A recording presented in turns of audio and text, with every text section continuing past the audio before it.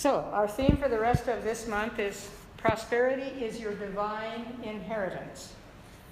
And today I want to talk about prosperity as a spiritual value. I'm excited to announce to you that all this month, the rest of this month, I'm going to be talking about how each of us can build a rich consciousness, a richer consciousness, a consciousness that recognizes that a high sense of awareness of prosperity can and does exist in our lives. Because I believe that most of us want to build on what we already have and what we already know about the richness, the abundance, the opulence of this magnificent universe in which we live. Don't we know that? If we don't know that yet, keep listening. If we do know that, keep expanding. We want to build up our own richness, our own deservedness, our own acceptance that we are part of this boundless expression and display of abundance. Now, for some of you, that may mean in your bank account. For others, in your family closeness and caring. And for still others, in the satisfaction that your work or your profession brings you. Maybe all three or any combination of those and other ideas that you can think of. You're welcome to add to the list. This is not a proprietary list. I saw a little cartoon in the paper the other day, and it showed two cavemen dressed in loincloths. Of course, that's how I knew they were cavemen. Both holding these giant wooden sticks in their hands and standing outside this cave, which obviously was their home. And one of them says to the other, "I don't want to try evolution until they get the bugs out of it." It reminded me of my father, who clear into the middle 1960s, almost the 1970s, still had a black and white TV set because, as he said, "I'm waiting until they get the bugs out of color TV." My husband went down to Sears that very day and bought a color TV for my folks' house because we were staying there, and David didn't want to watch black and white TV anymore. And when he brought it in, my father never said a word about the bugs in it. He accepted it and immediately started watching it. Well, you know, sometimes, though, we feel that way about the state of our financial affairs, don't we? Like, when it's a sure thing, I'll try increasing my personal wealth. When Suze Orman puts out a book on fail-safe ways to get rich, maybe I'll borrow it from the library. In other words, when the bill comes for whatever I just ordered, I want to be sure that God understands that the money needs to be in my bank account.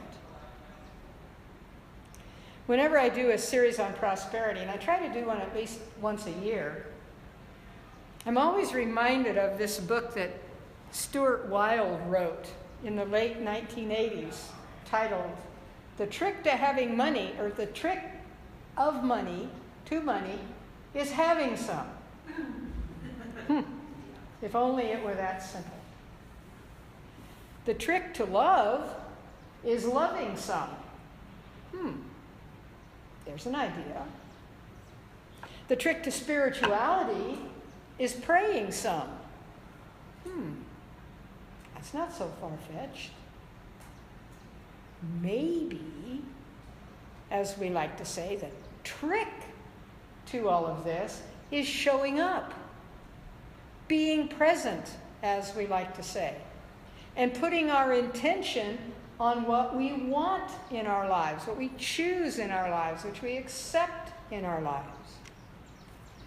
Maybe it's not so much where is God when the bills come in, as it is how have I been using my God-gifted intelligence, intuition, expressiveness, and energy to prepare myself for when the bills come in.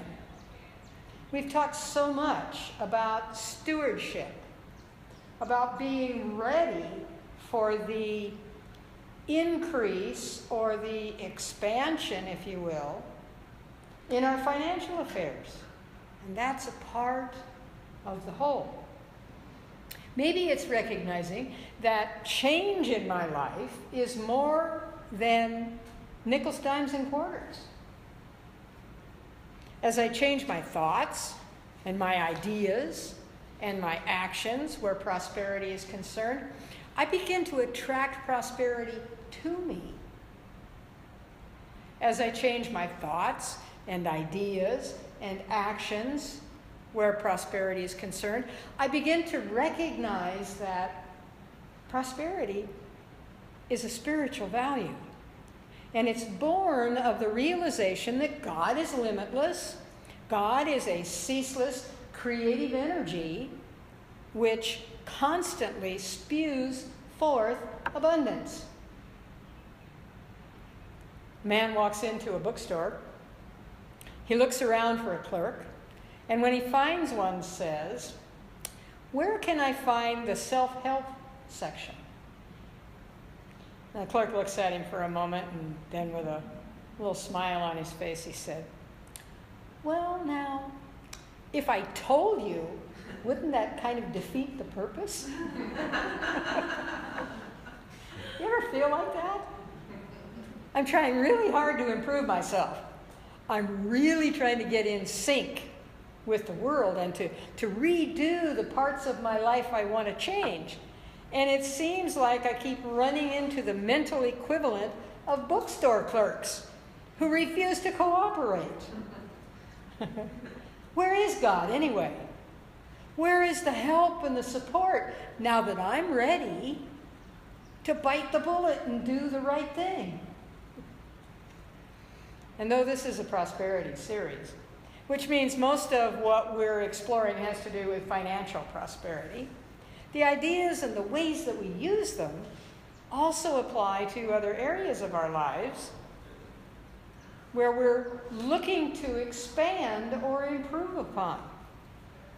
That's a part of the harmony, the balance, the unity that exists in this magnificent universe. When we come fully present to our potential, that's when we realize that we are actually the universal God stuff expressing. We realize that we are capable of making good things happen in all areas of our lives. So let's talk about where creative intelligence is in this scenario. There is a wonderful phrase that's the short form to this answer, or to this question. God meets us at the level of our consciousness. God meets us at the level of our consciousness. From her best-selling book, Building Your Field of Dreams, Mary Manning Morrissey tells a wonderful short story which illustrates the point about our level of consciousness. A fellow was fishing off a dock. I'll tell you what, still working on close vision. A fellow was fishing off a dock that stuck out into a beautiful lake. And next to him was a bucket, and beside the bucket was a ruler, which had been cut off at 10 inches. He would throw out his line, and every so often he'd reel in a little fish.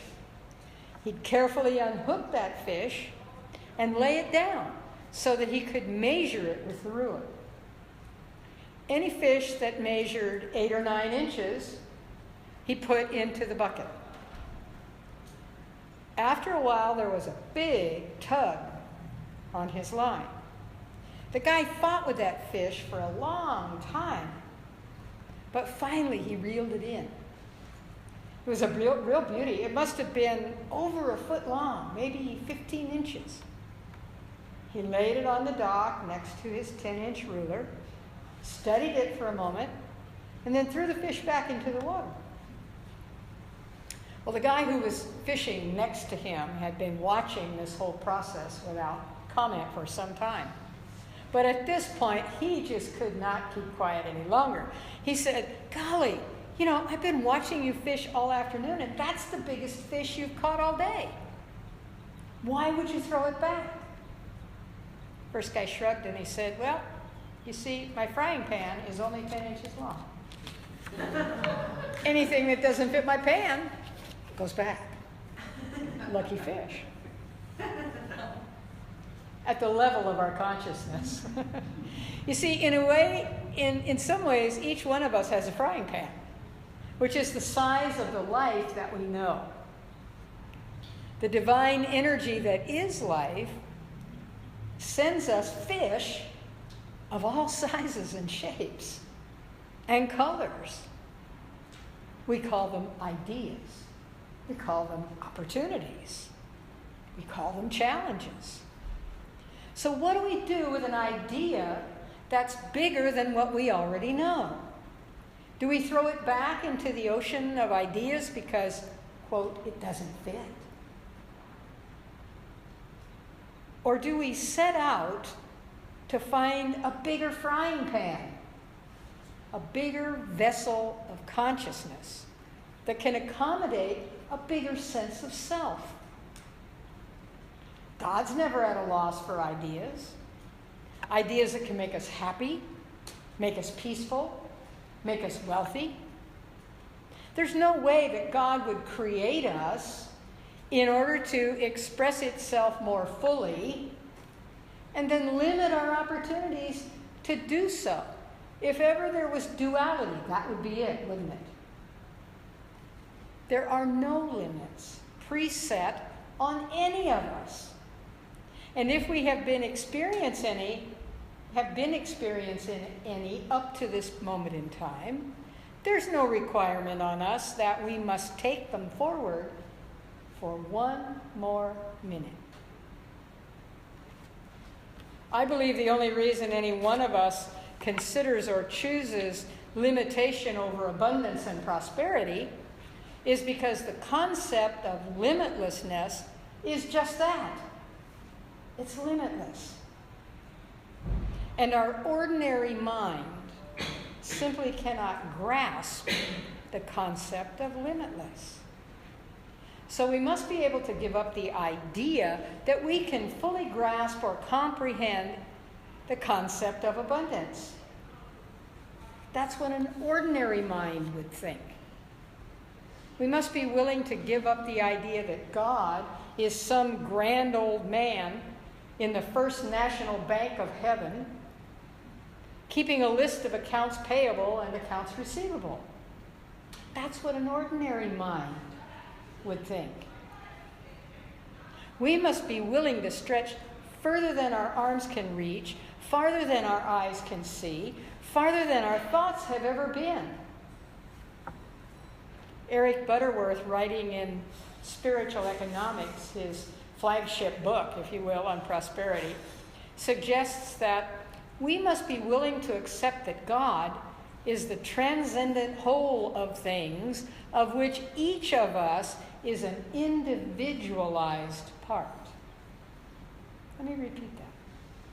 We must be willing to accept that God is the transcended whole of things, of which each of us is an individualized part. This divine creativity is all of our experience and much, much more. Spirit's experience is beyond what we currently know, but not beyond what we can know. We are an absolutely necessary part of the whole experience of life and of God. And we are a part that is different from any other part. I believe that our willingness to except that moves us out of our ordinary mind and into a higher level of consciousness. In our relationship with this creative genius we call God, a higher level of awareness in our acceptance that we are meant to share in the good of the universe, and out of our ordinary mind into a higher level of awareness that in our realization we are opening to a greater idea as we reveal a greater idea of God. In other words, we are the universal good. We are the universal God stuff expressing, and as such, we are capable of making good things happen in our lives and in all areas of our lives. See the spiritual value in that? You see, the whole universe of infinite substance is centered in each one of us. When you free yourself from a sense of a God up there or out there, you light the fire of awareness of that presence within you. And prosperity comes from a consciousness. It's a consciousness which unfolds from within. It's stepping out of that ordinary mind that I spoke of and aligning with the infinite mind, the limitless mind, the creative genius mind. When we do that, we are no longer inclined to wonder whether our prosperity consciousness is spiritual, because we've accepted God's unconditional consciousness into our own. So prosperity, in whatever form that looks like to you, prosperity is a high level and quality of awareness. Prosperity is a spiritual idea of excellence. And like any form of excellence or quality, it requires time and love and care. In order for us to keep our prosperity consciousness working for us, we need to be vigilant in monitoring our thoughts, monitoring our actions, and tending to our own spiritual needs. And we also need to recognize that we are not all on the same page where the concept of prosperity is concerned. Your perspective may be very different from mine.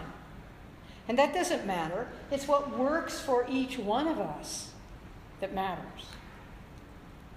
And speaking of perspective, here's a little vignette that might drive home the point that we all see things differently. When I was the pastor of the San Diego, then Church of Religious Science in Rancho Bernardo, I lived there in Rancho Bernardo, which is one of San Diego's boroughs, if you're not familiar with southern California. Rancho Bernardo is sort of the Sun City of San Diego. It has a lot of over 55 communities and several independent living centers. So the Starbucks in the shopping plaza was a favorite hangout for the over 65 group on weekday mornings after the working class had all gotten their $4 cups of coffee and departed for the freeway parking lots. Anyway, one morning I overheard this story being told at that Starbucks. As this particular senior citizen was driving down the freeway, his car phone rang. See, even seniors, even back then, welcomed technological advance. Anyway, his car phone rang, and he answered it to hear his wife's voice, urgently warning him, "Herman, I just heard on the news that there's a car going the wrong way on the 805 freeway. I know you were going to go that way, so please be careful. I am on the 805, Herman said, and I'm trying to be careful. It's not just one car, it's hundreds of them.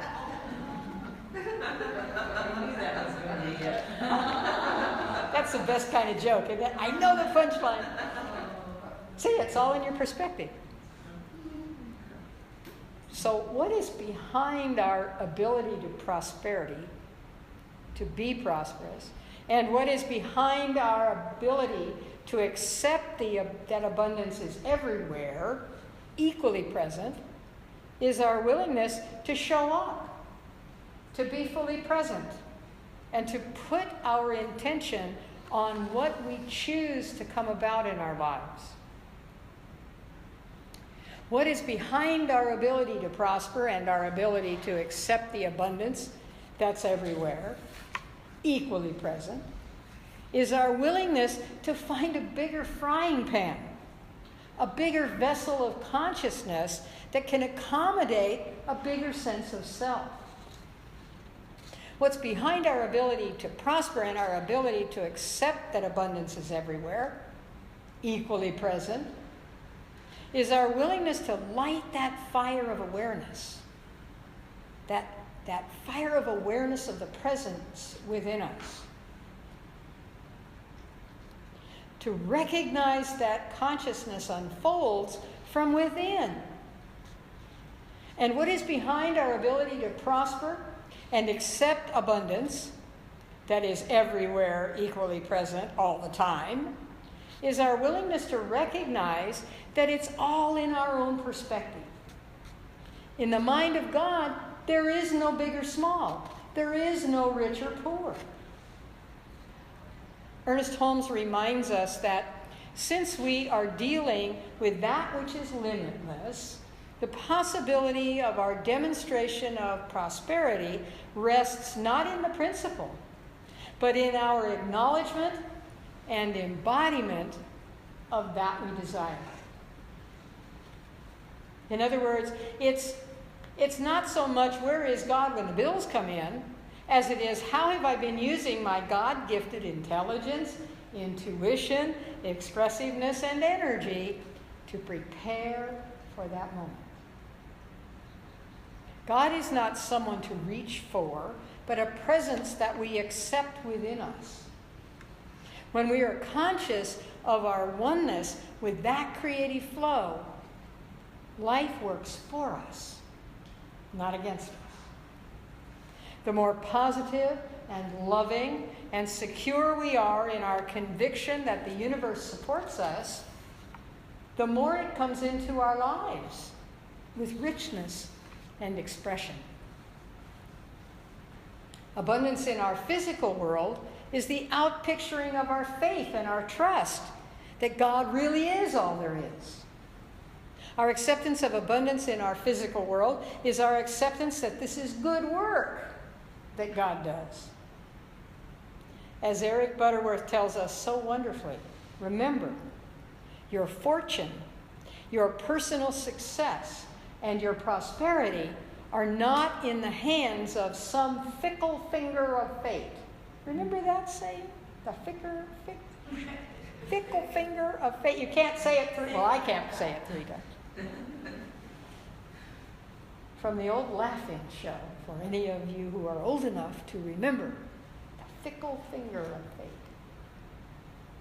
The answer is in your intention to form and shape the ever-present substance of the universe so that it supports you in the highest and best way. You are God's living enterprise. How much more spiritual can it get? And so it is. And so it is.